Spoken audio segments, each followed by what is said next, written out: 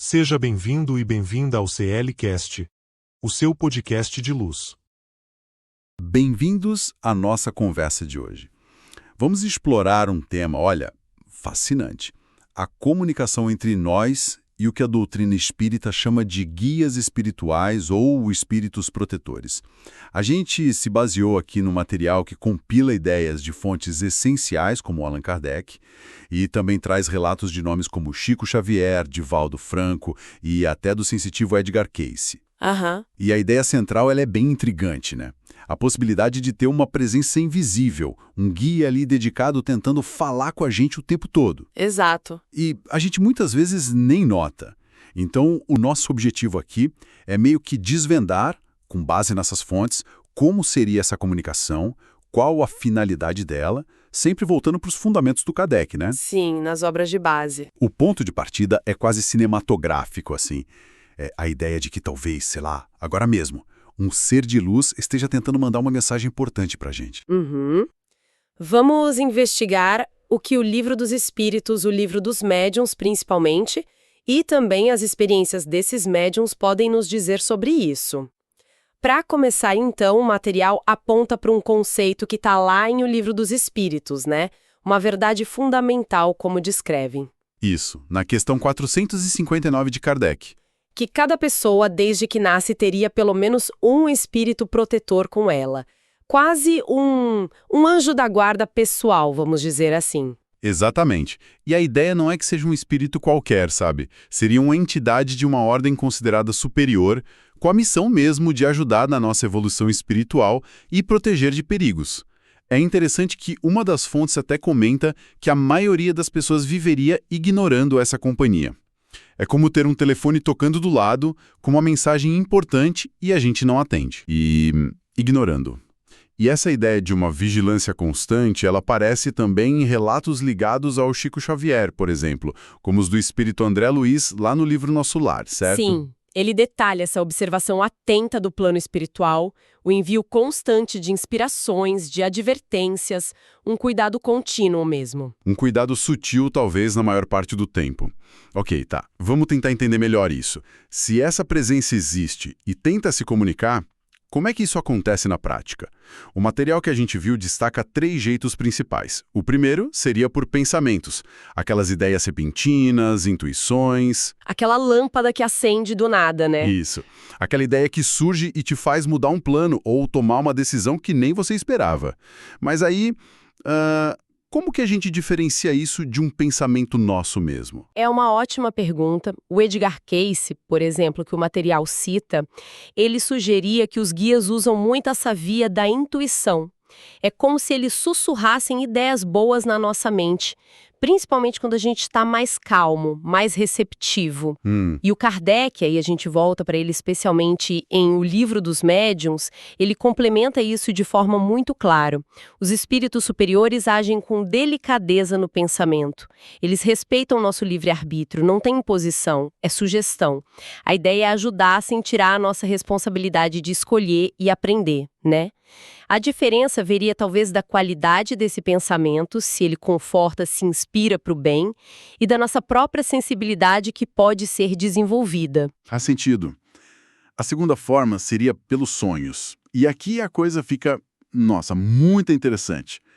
Quem nunca ouviu falar ou teve sonhos super vívidos, quase reais, com pessoas queridas que já partiram? Pois é, e existe uma explicação para isso dentro da visão espírita. Durante o sono, o nosso espírito se desprenderia um pouco do corpo físico, né? Ganharia mais liberdade. O Divaldo Franco é citado explicando que o perispírito, que é esse elo entre o espírito e o corpo, ficaria mais livre para interagir com outras dimensões, receber visitas, informações. Daí esses relatos tão comuns de sonhos marcantes, trazendo paz, consolo, às vezes até orientações práticas de quem já foi. O Livro dos Médiuns explora bastante esses estados alterados de percepção que acontecem no sono. E tem um caso bem específico disso no material envolvendo Chico Xavier, lá por 1979. Uma história de uma mãe que estava sofrendo muito pela perda do filho. Sim. E ela sonhava com ele, mas achava que era só saudade e coisa da cabeça dela. É um relato muito tocante. Aí, numa sessão mediúnica com o Chico, o espírito desse rapaz teria se comunicado. E para provar que era ele mesmo e que os sonhos eram reais, ele deu detalhes assim muito íntimos. Que tipo de detalhes? Coisas que só a família mais próxima saberia. Onde estava escondida uma carta de amor secreta, o número de série de um relógio que ele tinha comprado de surpresa para a namorada, uma mensagem específica para um amigo. Nossa. A família confirmou tudo, ficou perplexa. E aí o espírito explicou que as visitas em sonho eram reais, eram tentativas de consolar, de preparar o terreno para essa comunicação mais direta. Impressionante. Faz a gente pensar, né? O que a gente às vezes chama só de imaginação. Pode ser mais, né? Segundo essa visão, claro. Isso nos leva a uma pergunta que o próprio Kardec fez lá em O Livro dos Espíritos, na questão 292, se não me engano. Por que esses sinais, sejam sonhos, intuições, são geralmente tão sutis? Por que não provas mais óbvias? E a resposta que os espíritos teriam dado a ele, e que o material resgata, é muito interessante. Eles disseram que uma ajuda muito direta, muito ostensiva, impediria a gente de desenvolver nossas próprias forças, nossa capacidade de discernir, de lutar. Anularia nosso livre-arbítrio, né? Porque a gente agiria por influência e não por escolha própria. É uma questão de sabedoria pedagógica.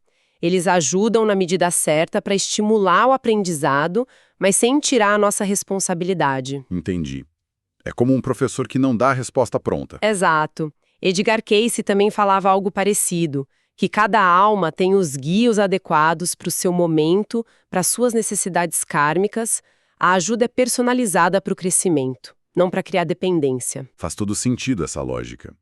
E além dessas influências mais internas, tipo pensamento e sonho, o material fala de sinais no mundo exterior também. O terceiro sinal seriam as sincronicidades, as tais coincidências significativas. Exatamente isso. A ideia aqui é que certos eventos que a gente acha que são puro acaso, sabe? Encontrar a pessoa certa na hora certa, achar aquela informação que você precisava muito, ou até um plano que dá errado e te livra de um problemão lá na frente. Poderiam ser, na verdade, arranjos sutis desses guias espirituais. Meio que uma mãozinha do universo organizada por eles. E o Chico Xavier, através do Espírito Emmanuel, naquele livro Consolador, ele teria descrito até uma certa organização no plano espiritual, trabalhando para criar essas janelas de oportunidade para a gente, né? Para aprendizado ou auxílio. Isso. E o ponto-chave, segundo as fontes, seria que reconhecer esses sinais e agradecer por eles fortaleceria essa conexão.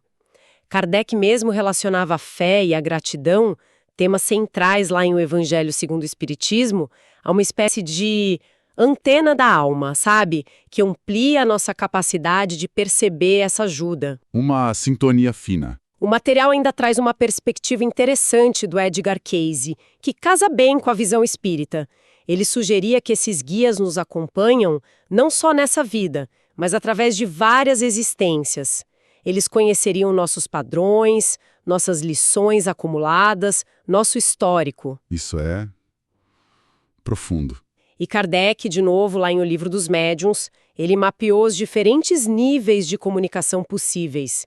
Desde essa inspiração bem sutil que a gente falou, passando pelos sonhos, até manifestações mais diretas, como a mediunidade ostensiva. Aquela comunicação clara, evidente. Exato, como a psicografia que o Chico Xavier praticou por tantos anos, né? Que era uma comunicação muito direta. E um ponto que, imagino, toca muita gente. A comunicação com quem já partiu, nossos entes queridos. Como que essa possibilidade é vista nessas fontes? É algo real, segundo essa doutrina? Sim, a visão apresentada é que a morte não é o fim, é uma passagem. Nossos queridos continuariam existindo em outra dimensão e a comunicação seria possível sim. Kardec indica que os meios mais eficazes para isso seriam a oração sincera, o pensamento direcionado com amor e principalmente uma conduta moral elevada. A ideia, muito presente também em O Céu e o Inferno, é que espíritos mais elevados são atraídos por vibrações parecidas. Amor, perdão, busca pelo bem. O Divaldo Franco usou uma analogia ótima. É como sintonizar uma estação de rádio. Para ouvir a frequência certa, você tem que ajustar o dial, né? Para sintonizar com espíritos mais elevados, a gente precisa elevar nossos pensamentos e sentimentos. Entendi. Tem um outro caso no material, de 1938, uma família passando por uma situação bem difícil, né? Desemprego, dívida, doença. Isso, um cenário bem complicado. E aí a mãe, depois de orar muito, teve um sonho bem específico, com um endereço e tal. E ela foi atrás. Foi, meio sem saber o que esperar, mas seguiu a orientação do sonho. E lá ela encontrou uma senhora idosa que precisava justamente de cuidados. Cuidados que aquela família podia oferecer. E em troca, a senhora deu abrigo para eles, ajudou com remédio para o filho doente, conseguiu contato com o médico. Nossa, que reviravolta. Exato.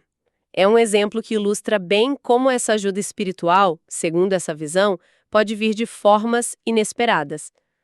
Ela foca não só no alívio material imediato, mas principalmente na lição de fé, de ação, de crescimento moral, como Kardec sempre reforçou. A ajuda vem, mas exige a nossa parte, a nossa ação. Bom, diante disso tudo, se alguém quiser buscar essa comunicação de forma mais consciente, tentar abrir esse canal, como fazer isso de um jeito seguro? O material descreve alguns princípios baseados em Kardec, né? Sim. A abordagem sugerida, que a gente pode extrair dos princípios espíritas, especialmente lá de O Livro dos Médiuns, se baseia em 3 pilares, digamos assim. Primeiro, a purificação mental e ambiental. Buscar um estado de calma, de paz interior. Tentar afastar pensamentos negativos, ansiedade, raiva. Criar um ambiente tranquilo em volta também ajuda. A prece entra aí. Fundamental. A oração que o Chico Xavier praticava rigorosamente antes de qualquer trabalho é vista como uma ferramenta-chave para elevar nossa própria vibração e, muito importante, pedir proteção espiritual. Segundo pilar, a intenção correta. O propósito tem que ser nobre. Buscar autoconhecimento, consolo, orientação para ajudar os outros. Nunca pode ser por curiosidade boba, por interesse material ou, pior ainda, para prejudicar alguém. A sinceridade do coração é crucial. Espíritos superiores, segundo a doutrina, só se conectam com intenções puras. Entendi. Nada de querer ganhar na loteria com ajuda espiritual. Exatamente. E terceiro, paciência e perseverança. É um caminho gradual, não é da noite para o dia. A comunicação geralmente começa sutil e vai se aprofundando com o tempo, com a prática e, acima de tudo, com o nosso esforço de melhoria moral. O Divaldo Franco alertava muito contra o imediatismo, sabe? Contra a pessoa esperar fenômenos espetaculares logo de cara e desistir se não acontecer. É uma construção, exige paciência. Mas mesmo com esses pilares, parece simples, mas as fontes trazem muitas advertências, né? Não é algo para se fazer de qualquer jeito ou levar na brincadeira. De jeito nenhum. As advertências são cruciais e o Kardec foi muito enfático nisso em O Livro dos Médiuns. Ele insiste que ninguém deve buscar essa comunicação sem preparo moral adequado e sem pedir proteção superior. E por quê? Qual o risco? O motivo é lógico dentro da doutrina. O mundo espiritual seria um reflexo do nosso, com espíritos em todos os níveis de evolução, incluindo os que são ainda muito ligados às paixões terrenas, os levianos, zombeteiros ou até mal-intencionados, que poderiam tentar enganar ou influenciar negativamente. Então tem que ter um filtro. Um filtro rigoroso. As regras de segurança são claras. Sempre começar com oração pedindo proteção, analisar muito bem o conteúdo das mensagens recebidas. Elas devem inspirar o bem, a lógica, a moral elevada, desconfiar de tudo que foge disso e avaliar o sentimento que aquela comunicação te causa. Tem que trazer paz, esperança, clareza, nunca confusão, angústia ou medo. O rigor do Chico Xavier ao analisar as mensagens antes de divulgar é um exemplo disso, né? Perfeito exemplo dessa prudência necessária. E aí, quando essa relação mais consciente, mais segura se estabelece, como que a vida da pessoa no dia a dia poderia mudar segundo essa perspectiva? Olha, potencialmente, a vida ganharia uma nova camada de significado, sabe? Aqueles sinais sutis que a gente falou, a intuição que evita um erro, o pressentimento que alerta, a inspiração que ajuda a resolver algo ou a amparar alguém, eles poderiam se tornar mais perceptíveis. Mas para isso seria preciso desenvolver o que o material chama de docilidade espiritual. Que não é ingenuidade, atenção, é uma abertura para receber, mas sempre com discernimento crítico. Com o pé atrás um pouco. Com os 2 pés no chão e o filtro ligado. A humildade, como o Kai se apontava, também seria essencial para a gente reconhecer que precisa de ajuda, que não sabe tudo e, claro, o estudo constante das obras da codificação, o Livro dos Espíritos, o Livro dos Médiuns, o Evangelho segundo o Espiritismo, aliado à prática diária dessa moral ensinada, fortaleceria essa conexão de forma segura e produtiva. Olhando para o quadro maior, então, qual seria a finalidade disso tudo? Para que essa comunicação, essa relação com os guias? Qual o objetivo final? O propósito maior que a doutrina espírita sempre aponta é o nosso crescimento moral e espiritual. É o desenvolvimento da nossa capacidade de amar e de servir ao próximo.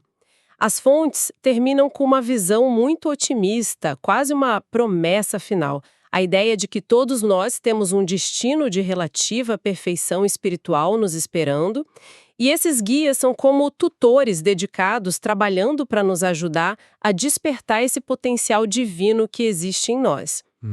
Nessa ótica, as dificuldades da vida, que são exploradas em obras como O Céu e o Inferno, não são vistas como castigos, mas como lições necessárias para o nosso aprendizado.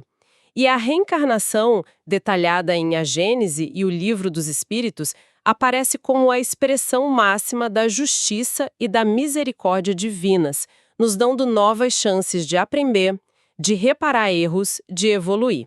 A mensagem final é de confiança nesse propósito maior da vida e no amparo espiritual que estaria disponível. Então, resumindo um pouco o que a gente conversou hoje, baseado nessas fontes, a gente explorou essa ideia da presença constante dos guias espirituais, um conceito bem central no espiritismo kardecista, né? Isso. Vimos os possíveis sinais dessa comunicação, intuições, sonhos, as tais sincronicidades, e falamos muito da importância da intenção, do preparo moral, da prudência nesse processo todo, como Kardec tanto frisou e como a gente vê nos exemplos do Chico, do Divaldo e outros. Exatamente.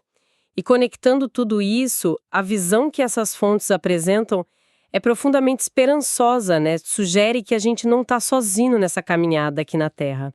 Existe essa perspectiva de um destino espiritual mais elevado para todo mundo, e esses guias seriam como orientadores pacientes nessa jornada. A ideia é que cada experiência, mesmo as mais difíceis, tem um propósito educativo dentro de um plano maior de evolução. Uma visão que, na verdade, permeia toda a obra de Kardec. E isso deixa a gente com uma reflexão final, talvez, para quem está nos ouvindo. Se esses sinais, se essa presença pode ser tão constante como o material sugere, que pequenas mudanças na nossa atenção do dia a dia? Talvez uma escuta mais atenta aos próprios pensamentos, aos sonhos, às coincidências. Será que isso poderia começar a revelar uma nova camada de significado ou de orientação na nossa própria jornada? Fica aí a pergunta. E para quem sentir o chamado para se aprofundar nisso por conta própria, as fontes são muito claras em indicar o caminho. As 5 obras fundamentais de Allan Kardec que formam a base da doutrina espírita. Quais são elas mesmo? Só para relembrar. Vamos lá. O Livro dos Espíritos, que traz a filosofia. O Livro dos Médiuns, que é o guia prático e seguro da comunicação. O Evangelho segundo o Espiritismo, com toda a parte moral.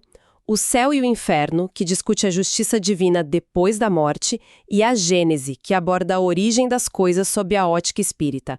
São leituras que pedem reflexão, claro, mas são consideradas o ponto de partida essencial para quem quer compreender a amplitude e a coerência dessa visão tão fascinante sobre a vida e a espiritualidade.